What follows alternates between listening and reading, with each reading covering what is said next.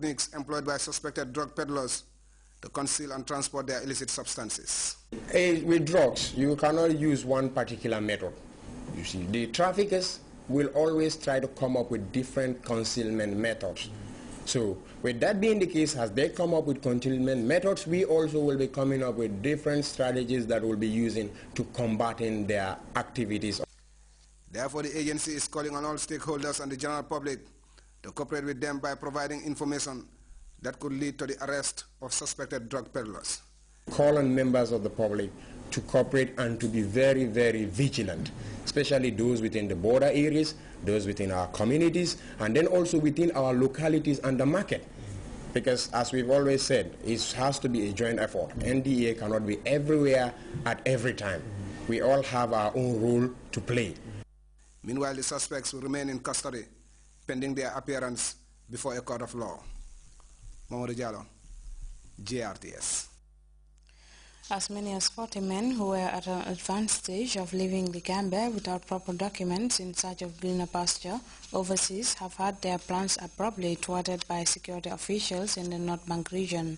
As we hear in this report by Louis Mendy, immigration officials at the site urge prospective travelers not to use the back way to immigrate to Europe. Europe syndrome is still alive and lingering in the minds of a considerable percentage of the country's youthful population. A proof of that is the recent interception of 40 young men at Kir Ayub immigration checkpoint in the North Bank region. The young men between the ages of 19 and 38 were said to be on board a passenger bus heading to Bamako, the capital of Mali, where they were supposed to reach Europe via Libya. The immigration spokespersons explained how his men were able to establish the intended route of the Mali-Europe-bound men.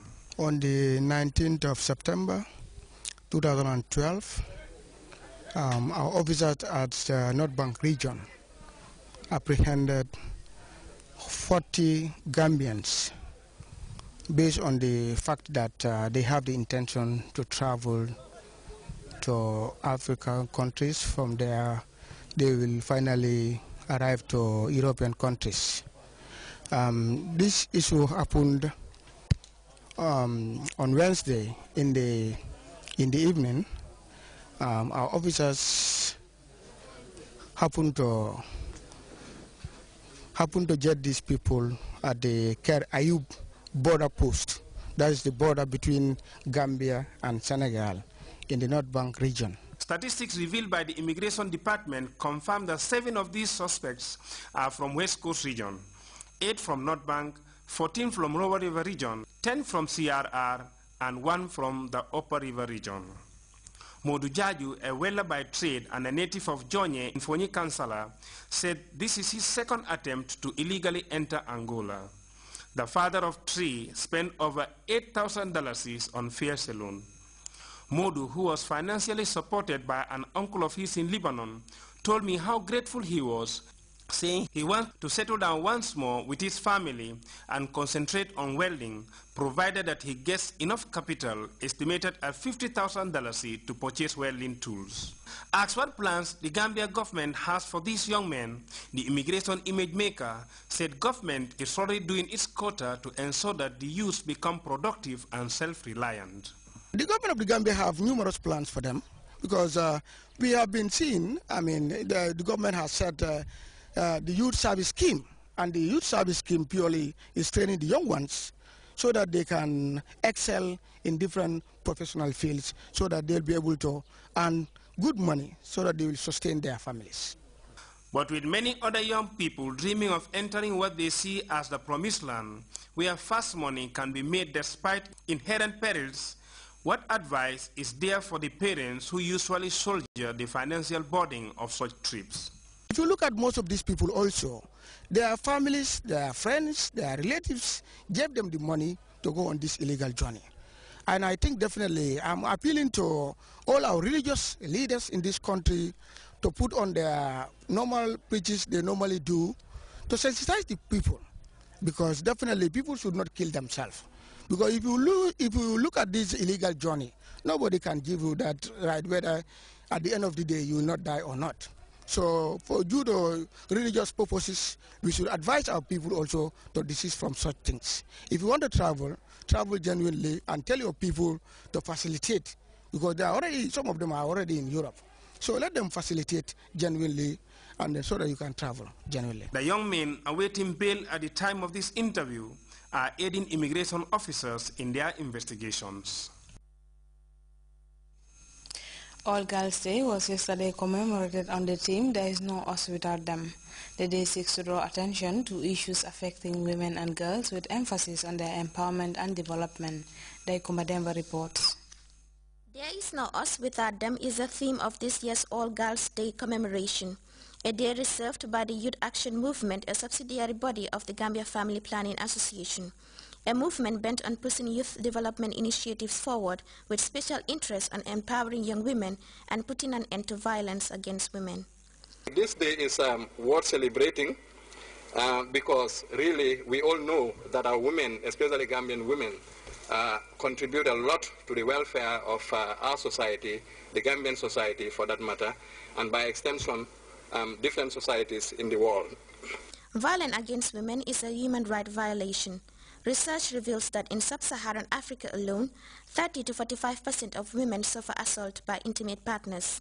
In the Gambia, young women under the age of 35 form 39.9% of the population, and a violence study against women by the Women's Bureau 2010 revealed that women are prone to gender-based violence at home, work, schools, and communities with inadequate support for redress. Violence against women is considered a grave violation of human and legal rights. It is important that it is recognized and addressed not only as the prime barrier to gender equality and women empowerment, but also to reproductive health. It is a barrier that prevents women and families from achieving their full potential. There is no us without them is a call for attitudinal change. Violence against women and girls is one of the most widespread violations of human rights. It has far-reaching consequences. These consequences looms from harming families and communities. Gender-based violence not only violates human rights, but also hampers productivity, reduces human capital, and undermines economic growth. The situation cannot remain to be the same. And we must therefore remember that there is no us without you people, that's without them. The reason of our gathering here today, as well as many of this type in other parts of the world, it means that we have taken a commitment that we hope will bridge the gap of inequality for the present generation, as well as laying the foundation for more progressive future where men and women, boys and girls, mutually stand together as partners and not subject of one another. The annual commemoration of All Girls Day by the Youth Action Movement is aimed at empowering girls and providing a platform where equal rights for all is top on the agenda. For Grts News, I am Deiko Mademba. Belarus goes to the polls despite a boycott from the main opposition parties. After several months of political wrangling, Mali is finally set to welcome ECOWAS peacekeeping troops in the country in a bid to flush out rebels in the north. And in Pakistan, find out why a railway minister is not singing from the same hymn sheet with the government on the issue of killing of the producer of a film which Muslims around the world find offensive. We'll be back with these stories after the break.